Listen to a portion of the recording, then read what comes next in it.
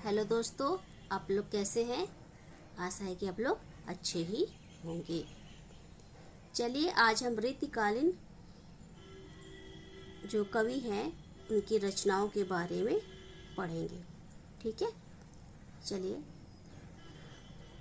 आचार्य रामचंद्र शुक्ल के अनुसार रीतिकाल का समय क्या है? संवत 1700 से लेकर के 1900 तक। ठीक है, चलिए आगे देखते हैं। रीतिकाल को श्रृंगार काल किसने कहा? किसने कहा है? विश्वनाथ प्रसाद मिश्र जी ने कहा है। चलिए आगे देखते हैं। मिश्र बंधुओं ने रीतिकाल को क्या नाम दिया है? अलंकृत काल नाम दिया है। रीति काव्य के संदर्भ में रीति शब्द का अर्थ है क्या है? ऑप्शन नंबर बी, काव्य की विशिष्ट रचना पद्धति। ठीक है, चलिए आगे देखते हैं। रीति काल में लक्षण ग्रंथ से आशय क्या है? काव्यांशों के नियमों लक्षणों को बताने वाले ग्रंथ। रीति काल में कौन सी परिस्थिति नहीं थी? कौन सी नहीं है? चलिए आप लोग बताइए।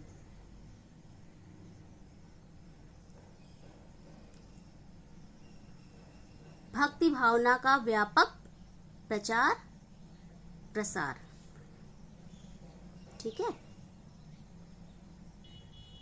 रीति काव्य को किन तीन प्रमुख कालों में विभाजित किया गया है?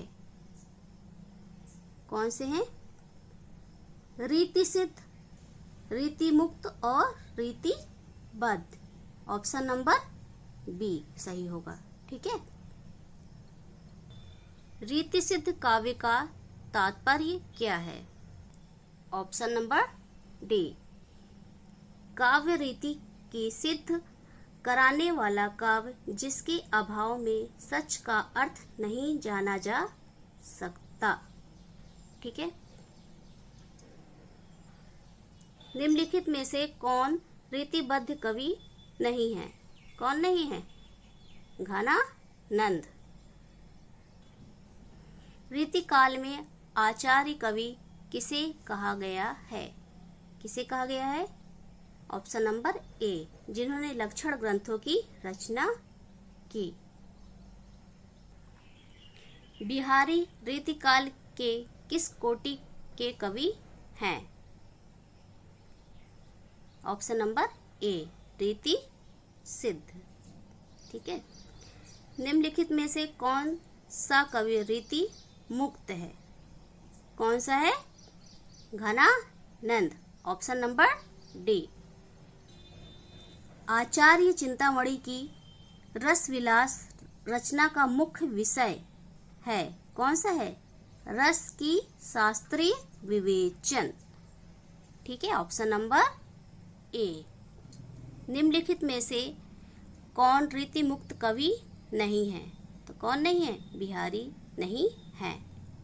आलम, घनानंद, बोधा, ये तीनों ही रीति मुक्त कवि हैं, लेकिन ऑप्शन नंबर बी, बिहारी नहीं है। ठीक है।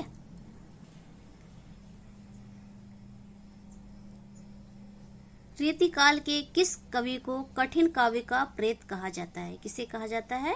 केशवदास जी को। ठीक है। बिहारी किस राजा के आश्रित कवि थे?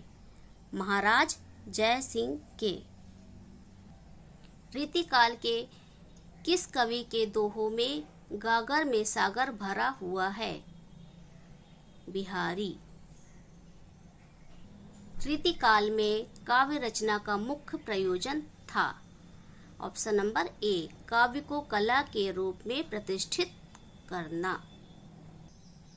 लोग हैं लागी कवित बनावत, मोहि तो मेरे कवित बनावत। यह उक्ति रीतिकाल के किस कवि की है?